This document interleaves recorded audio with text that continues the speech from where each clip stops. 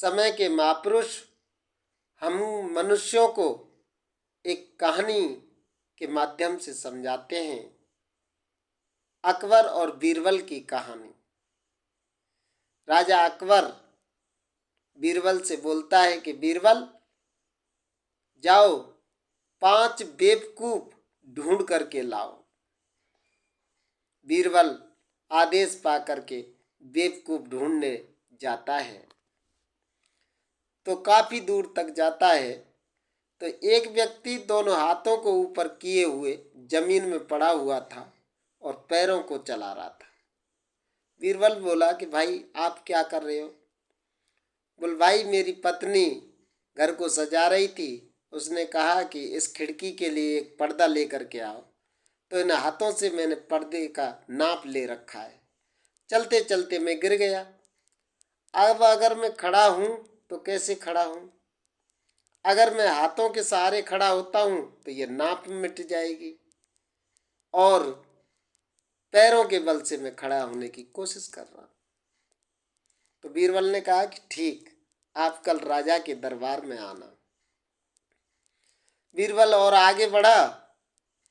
आगे एक गधा पर बैठ कर के आदमी जा रहा था और उसने सारा बोझा अपने सिर पर धर रखा था।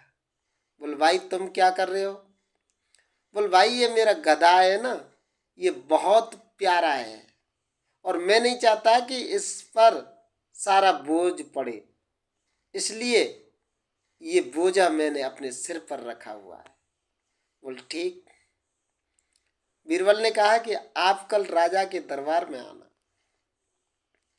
और आगे चलते चलते बीरबल को रात हो गई।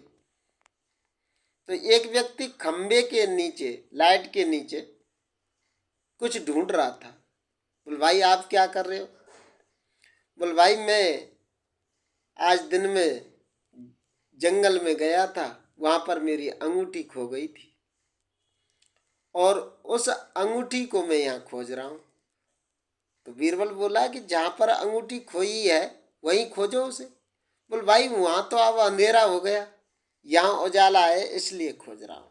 बोल ठीक, कल आप भी राजा के दरबार में आना। राजा के दरबार में गए। बीरबल ने उनको बताया राजा साहब को कि पहला ये हाथों को सीधा नाप लिए हुए पड़ा हुआ था, पैरों से खड़े होने की कोशिश कर रहा था, इसलिए ये मूर्ख है, बेवकूफ है। दूसरा ये समझ रहा था कि गधे पर बैठा हुआ था, बोझ अपने सिर पर रखा हुआ था, ये समझ रहा था कि गधे पर बोझ नहीं है, सारा बोझ इसने उठा रखा है, ये इसलिए मूर्ख है। और तीसरा, इसकी अंगूठी खोई कहीं थी और ढूंढ कहीं रहा था। राजा बोला कि चौथा महाराज मैं खुद बीरबल हूँ बेवकूफ जो मूर्खों को ढूंढने गया था, और पांचवा महाराज आप हो जो बेवकूफों को ढूंढवाया। इस कहानी से क्या तात्पर्य है?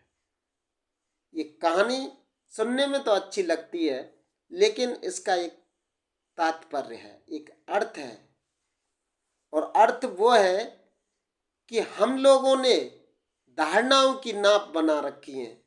उन धारणाओं की नाप के अंदर हम पड़े हुए हैं। अपनी धारणाओं से बाहर निकलो और उस असली चीज की ओर कदम बढ़ाओ।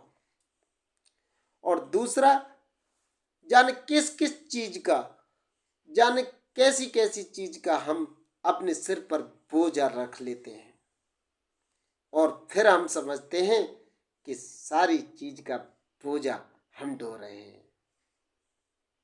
इन बोझाओं को कम करो और बाहर निकलो इस बोझ से। और तीसरी, कि वो चीज, जिस चीज की मनुष्य को तलाश है वो है कहीं और ढूंढता कहीं।